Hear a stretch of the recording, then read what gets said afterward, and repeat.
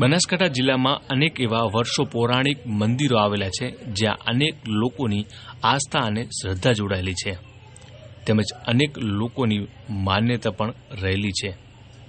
પરંતુ આપણે અનેક સૂર્યદેવના મંદિર જોયા હશે તેમજ દર્શન પણ કર્યા હશે, પરંતુ સૂરજદેવીનું મંદિર વિશે નહીં જાણતા હોય અને દર્શન પણ નહીં કર્યા હોય।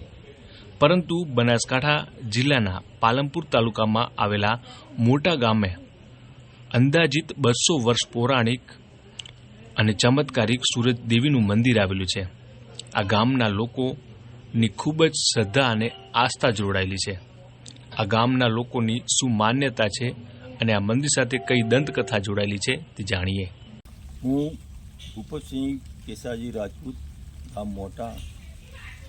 મારા ગામની અંદર પાદરે સૂરજદેવનું મંદિર આવેલું છે, એના વિશે હું થોડું કહેવા માગું છું। જ્યારે આ ગામની સ્થાપના થઈ, અમારા વડવાઓ શરૂમાં આવીને વસ્યા, એ ટાઈમમાં અત્યારે લગભગ 200 વર્ષ થઈ ગયા છે। જ્યારે ગામની સ્થાપના થઈ અને વસ્યા ત્યારે એક નાનું દેવળ હતું અને એના પછી ગામનો ધીરે ધીરે વધારો થયો, વસવાટ થયો અને ઘણો ટાઈમ થઈ ગયો। એના પહેલાં ગામની અંદર એક રોગચાળો બીમારી આવી ગઈ હતી, ઢોર ઢોકર પશુઓ બહુ જ મરી જતા હતા। એના કારણથી મા સૂરજદેવીના નામથી આખા ગામની પાદરે કોરે મોરે દૂધની ધારાવર આપી હતી। એના પછી માના આશીર્વાદથી સુખ શાંતિ થઈ ગઈ અને કોઈ નુકસાન ખેડૂતનું ન થયું। એના પછી મા સૂરજદેવી પ્રત્યે એટલી આસ્થા થઈ ગઈ કે આખું ગામ માને બહુ જ ભક્તિથી પૂજવા માંડ્યું। હવે અત્યારે એ ટાઈમ નાનું મંદિર હતું, એના પછી સુધારો થયો ને અત્યારે ગામની પ્રગતિના લીધે અત્યારે બહુ સુંદર મંદિર બનાવ્યું છે ખર્ચો કરીને। ગામની અંદર મા સૂરજદેવીના પહેલાં એક જ હવન થતો હતો, અત્યારે હાલની પોઝિશનમાં ગામની અંદર સૂરજદેવીના વર્ષમાં 2 યજ્ઞ થાય છે, નવરાત્રિમાં અને અષાઢી આઠમના।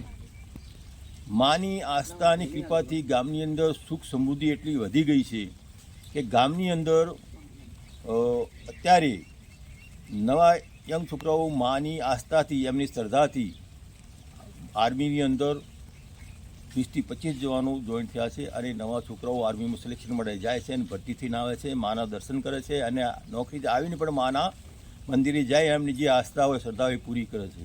ગામની એટલી શ્રદ્ધા છે સૂરજદેવી ઉપર કે ગામની અંદર કોઈને બી છોકરાને પહેલો છોકરો આવે તો એ માને ત્યાં ઢૂંઢિયાવાળી જે ઢૂંઢું કહે છે પજે લગાડવા ત્યાં જાય છે।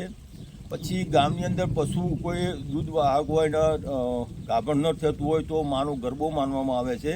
એ ગરબો માનવાથી પણ પશુ ગાય હોય ભેંસ કોઈ બી ગાભણ થઈ જાય છે અને એમની કૃપાથી એટલું પશુપાલન દૂધનું વૃદ્ધિ થઈ છે કે અત્યારે મારા ગામની અંદર એક નાની ડેરી હતી જે અત્યારે વિશાળ ડેરી અને લાખો મહિનાના લાખો રૂપિયા ગામની અંદર આવક થઈ છે અને ગામની અંદર જે બી કોઈ ઘર ખાલી નથી, બધા નોકરિયા છે, એ મા સૂરજદેવીની કૃપા છે, એમના આશીર્વાદથી ગામની સુખ સમૃદ્ધિ ખૂબ જ વધી છે અને આગળ વધે જ છે, એવી માની હું આશા રાખું છું। જય માતાજી।